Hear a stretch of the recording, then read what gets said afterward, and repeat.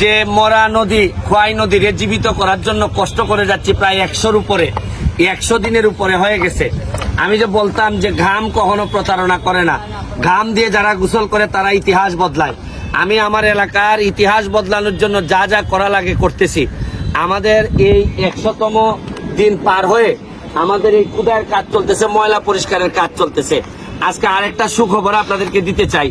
আমার জন্য এটা অনেক বড় সুখবর, আমার এলাকার মানুষের জন্য সুখবর।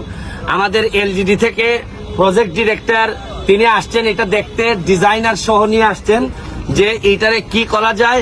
মাননীয় মন্ত্রী মহোদয় যদি আমাদেরকে একটু সহযোগিতা করেন, মাননীয় প্রধানমন্ত্রী জননেত্রী শেখ হাসিনা আমাদের শেষ আশ্রয়স্থল, উনার যদি নজরে কোনোভাবে নিয়ে আসা যায়, এইটারে নাকি একটা সুন্দর, যেখানে আমাদের এই চুনারঘাটে 2টা রিজার্ভ ফরেস্ট আছে, 24টা চা বাগান আছে, পর্যটন নগরী করার জন্য এই মরা নদীরে জীবিত করা ছাড়া আমার সামনে আর কোনো পথ নাই।